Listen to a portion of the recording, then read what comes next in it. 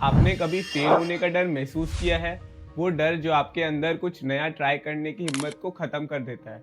वो डर जो सोसाइटी के एक शब्द से शुरू होता है, जो है फेलियर। बट हम फेलियर को इतना बुरा क्यों मानते हैं? इंडिया में सक्सेस और फेलियर को जिंदगी और मौत की तरह देखा जाता है। आपने सुना होगा, जैसे लोग क्या कहेंगे, ये तीन शब्द हर घर में गूंजते हैं और फेलियर को एक पर्सनल अटैक की तरह ट्रीट किया जाता है। लेकिन आप एक भी ऐसे सक्सेसफुल इंसान से मिले हो जिसने अपनी जिंदगी में फेलियर का सामना नहीं किया हो? माइकल जॉर्डन से लेकर स्टीव जॉब्स तक, इन सब ने फेलियर को अपनी सक्सेस का राज बताया है। लेकिन इंडिया में ये इक्वेशन उल्टा है। यहाँ फेलियर का मतलब होता है बेइज्जती, शर्म और एक लूजर का टैग। अगर हम इस स्टिग्मा को समझकर चेंज कर सके तो हम अपनी और अपने देश की सोच बदल सकते हैं। और आज हम इस वीडियो में फेलियर के स्टिग्मा का रूट समझने की कोशिश करेंगे।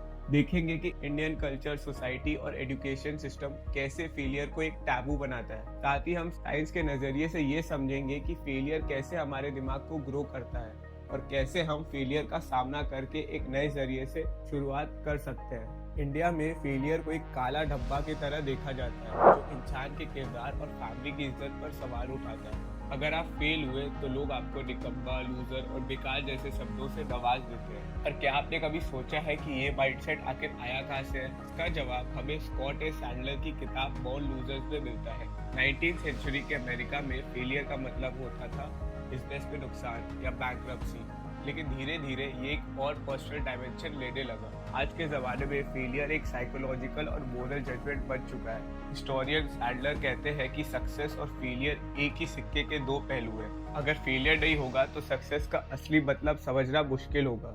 इंडिया जैसे देशों में जहाँ सब कुछ एक सोशल कॉन्टेक्स्ट पर देखा जाता है, वहाँ फेलियर सिर्फ एक पर्सनल सेटबैक नहीं है, ये पूरी फैमिली के ऊपर एक बर्डन बन जाता है। अगर किसी का बेटा IAS नहीं बना या किसी की बेटी ने IIT नहीं क्रैक किया तो वो फेलियर सिर्फ उस व्यक्ति का नहीं बल्कि उस पूरा फैमिली का बन जाता है। इंडिया में फेलियर को एक टैबू बनाया गया है। इसका एक बड़ा कारण है हमारी कल्चरल कंडीशनिंग। बचपन में ही हम सब एक फ्रेज सुनते हैं, शर्मा जी के बेटे को देखो। ये एक तरह का कंपैरिजन है जो हर चाइल्ड को ये महसूस कराता है कि अगर उन्होंने कुछ एक्स्ट्रा ऑर्डिनरी अचीव नहीं किया तो वो कुछ नहीं है। जब पेरेंट्स अपने बच्चों के ऊपर अनरियलिस्टिक एक्सपेक्टेशंस डालते हैं तो वो सिर्फ एक एकेडमिक कॉम्पिटिशन नहीं होता बल्कि एक इमोशनल प्रेशर का भी सोर्स बन जाता है। और इसका रिजल्ट होता है कि वो फ्यूचर में रिस्क लेने से डरते हैं, नए आइडियाज पर काम करने से कतराते हैं और अपनी फेलियर से सीखने के बजाय इनसे बचते हुए जीने की कोशिश करते हैं। एजुकेशन सिस्टम की बात करें तो यहाँ बचपन से ये सिखाया जाता है कि आपके पास सिर्फ एक ऑप्शन है, वो है सक्सेसफुल होना। स्कूल और कॉलेजेस पे बच्चों को सिर्फ करेक्ट आंसर्स के लिए रिवॉर्ड किया जाता है, उनकी क्यूरियोसिटी और क्वेश्चंस के लिए नहीं। एक स्टडी के मुताबिक एक 4 साल का बच्चा दिन भर में लगभग 200 से 300 क्वेश्चंस पूछता है।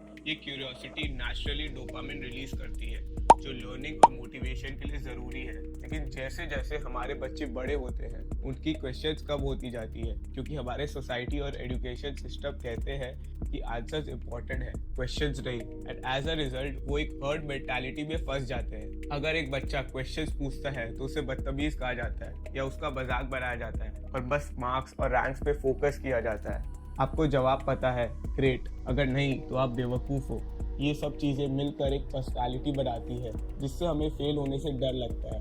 लेकिन एक इंटरेस्टिंग बात यह है कि इंडिया जैसे देशों के कॉन्ट्रास्ट में US और यूरोप जैसे कल्चर्स फेलियर को एक स्टेपिंग स्टोन के रूप में देखते हैं।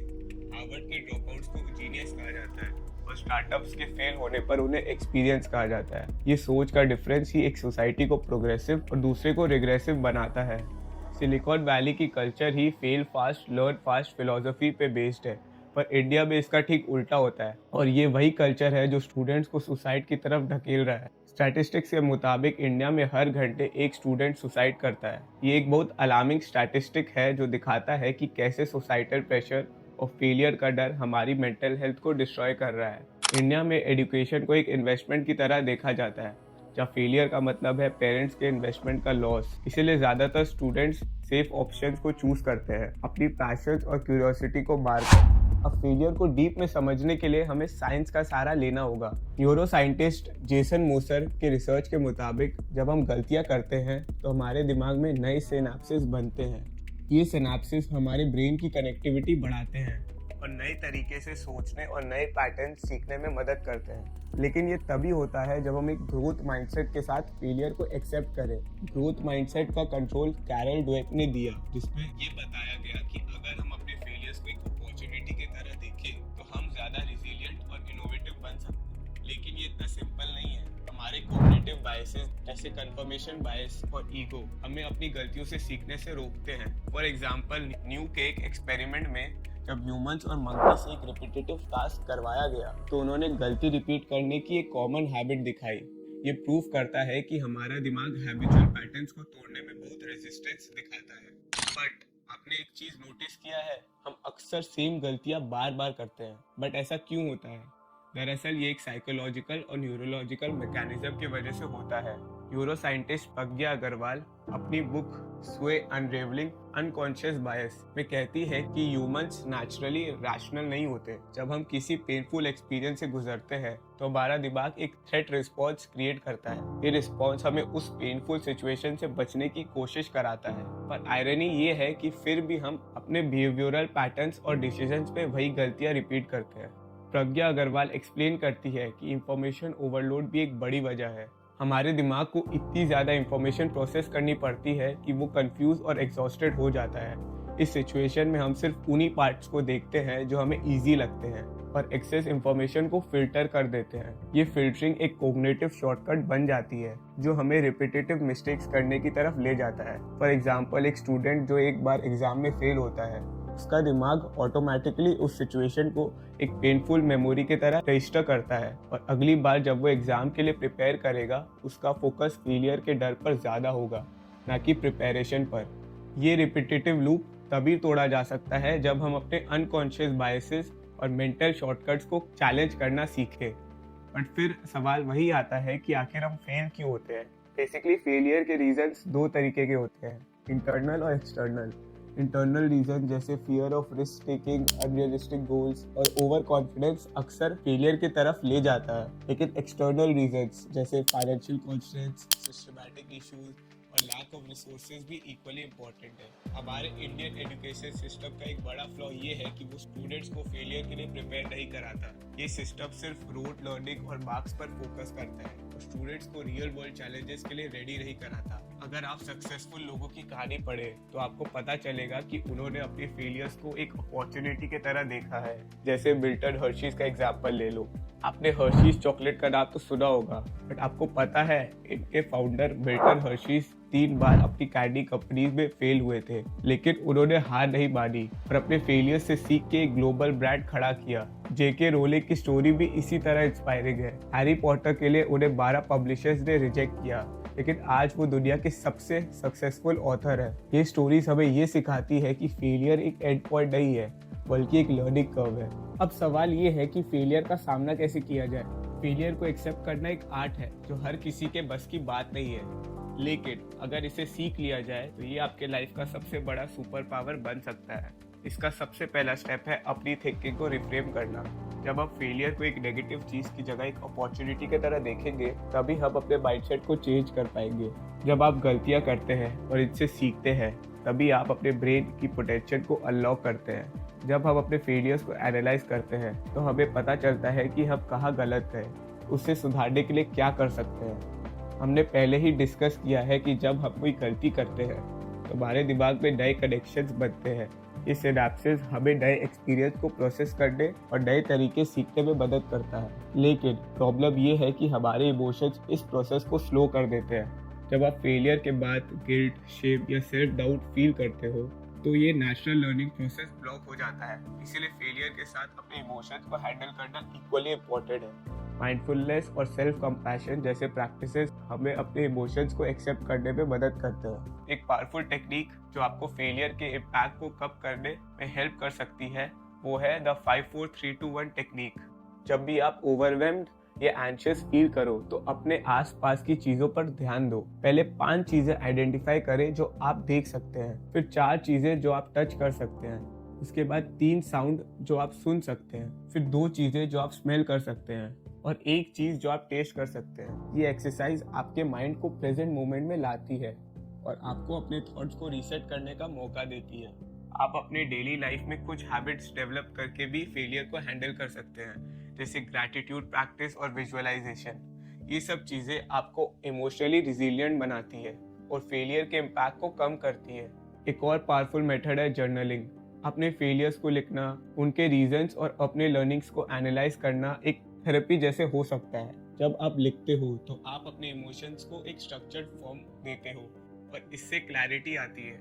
और सबसे ज़रूरी चीज़ है, अपने फेलियर्स को एक एक्सपेरिमेंट की तरह देखो। ये आइडिया साइकोलॉजी और न्यूरोसाइंस दोनों सपोर्ट करते हैं। एक एक्सपेरिमेंट का मतलब होता है कि आप बस टेस्ट कर रहे हो कि क्या काम करता है और क्या नहीं। अगर आप गलती करते हो तो ये बस एक रिजल्ट है, एक फीडबैक है जो आपको अपने अगले स्टेप के लिए बेटर प्रिपेयर करता है। ये अप्रोच आपको डिसीजन मेकिंग में कॉन्फिडेंट और फियरलेस बनाता है। हमारे सोसाइटी का एक और इशू है कि हम सिर्फ सक्सेस को सेलिब्रेट करते हैं, लेकिन एक हेल्दी माइंडसेट तभी डेवलप हो सकता है जब हम अपने और दूसरों के फेलियर्स को भी एक्सेप्ट करें और उन्हें एक नेचुरल प्रोसेस की तरह देखें। सबसे बड़ा स्टेप फेलियर को एम्ब्रेस करने के लिए है अपने आप के साथ ऑनेस्ट रहना। एक्सेप्ट करो कि फेलियर एक नॉर्मल प्रोसेस है और इस पे शर्मिंदा होने की कोई ज़रूरत नहीं है। जब आप अपने आप को ये परमिशन देते हो कि आप गलती कर सकते हो, तभी आप अपने पोटेंशियल को मैक्सिमाइज कर पाते हो। और अब आता है इस वीडियो का सबसे क्रूशियल पार्ट। बचपन वो एज है जब इंसान की सोच, हैबिट्स और माइंडसेट शेप होती है। अगर उस स्टेज पर हम अपने बच्चों को गलत मैसेज देते हैं तो इसका इम्पैक्ट उनकी पूरी लाइफ पर पड़ता है। स्टैनफोर्ड यूनिवर्सिटी की रिसर्च के मुताबिक पेरेंट्स के बिहेवियर का डायरेक्टली उनके बच्चों के फेलियर के परसेप्शन पर असर पड़ता है। अगर एक पेरेंट फेलियर को एक शेमफुल इवेंट की जगह एक लर्निंग अपॉर्चुनिटी की तरह ट्रीट करे तो बच्चे नेचुरली ज्यादा कॉन्फिडेंट और रिजिलियंट बनेंगे। प्रॉब्लम ये है कि इंडिया में अक्सर पेरेंट्स अपने बच्चों के मार्क्स और अचीवमेंट्स को उनकी वैल्यू के साथ लिंक करते हैं। अगर एक बच्चा एक एग्जाम में फेल हो जाता है तो उसके ऊपर ब्लेम शिफ्ट किया जाता है कि उसने परिवार की इज्जत को बदनाम किया। ये सोच एक ऐसी जनरेशन क्रिएट करती है जो रिस्क लेने से डरती है और अपने कंफर्ट जोन से बाहर नहीं निकलती। पर क्या हम ये साइकिल तोड़ सकते हैं? बिल्कुल। सबसे पहले पेरेंट्स को अपने बच्चों के एफर्ट्स को अप्रिशिएट करना सीखना होगा, ना सिर्फ उनके रिजल्ट्स को। एक बच्चा जब किसी प्रोजेक्ट या एग्जाम के लिए मेहनत करता है तो उस प्रोसेस को एक्नॉलेज करना जरूरी है। स्टैनफोर्ड के एक साइकोलॉजिस्ट कायला हेमोविट्ज कहते हैं कि जब पेरेंट्स अपने बच्चों के फेलियर्स को पॉजिटिवली हैंडल करते हैं तो उनका मोटिवेशन और क्यूरियोसिटी बढ़ती है। बच्चों को नए एक्सपेरिमेंट्स करने और गलतियां करने की फ्रीडम देना इक्वली इम्पोर्टेंट है। अगर एक बच्चा अपने टॉयज या प्रोजेक्ट्स के साथ खेलते वक्त कोई गलती करता है तो उसे डांटने की जगह उस गलती का रीजन समझो और उसे सही करने के लिए इंकरेज करो। ये अप्रोच उसके प्रॉब्लम सॉल्विंग स्किल्स को डेवलप करेगा। एंड एक अप्रोच जो दुनिया के काफ़ी कंट्रीज में पॉपुलर है वो है प्रोडक्टिव फेलियर।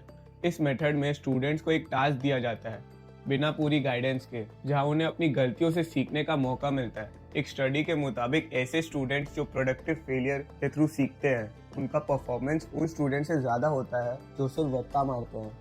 एक और चीज़ जो पेरेंट्स और टीचर्स को समझनी चाहिए वो है बच्चों का सेल्फ वर्थ उनके अचीवमेंट्स के बेसिस पर डिफाइन करना। अगर एक बच्चा किसी सब्जेक्ट में वीक है, इसका मतलब ये नहीं है कि वो ओवरऑल कमजोर है। ये समझना जरूरी है कि हर इंसान की अलग स्ट्रेंथ्स और वीकनेस होती है। जब हम इस कॉन्सेप्ट को एक्सेप्ट करते हैं तो हम एक हेल्दियर और मोर सपोर्टिव एनवायरनमेंट क्रिएट करते हैं। फेलियर एक ऐसा मिरर है जो हमें हमारी वीकनेस और स्ट्रेंथ्स दोनों दिखाता है। माइकल जॉर्डन कहते हैं, मैंने अपने करियर में 9000 शॉट्स मिस किया है पर वही मेरे सक्सेस की वजह है। ये कोट एक सिंपल यट पावरफुल रिमाइंडर है कि फेलियर एक प्रोसेस है, एक जर्नी है जो हमें सक्सेस तक ले जाती है। अगर हम अपने समाज में फेलियर का स्टिग्मा तोड़ सके और इसे एक पॉजिटिव चीज़ की तरह देखना शुरू करें तो हम अपनी और अपनी नेक्स्ट जनरेशन की ज़िंदगी बदल सकते हैं। उम्मीद करता हूँ कि ये वीडियो आपको हेल्पफुल लगी होगी। तो मिलते हैं अगले वीडियो में। यहाँ तक देखने के लिए बहुत बहुत शुक्रिया।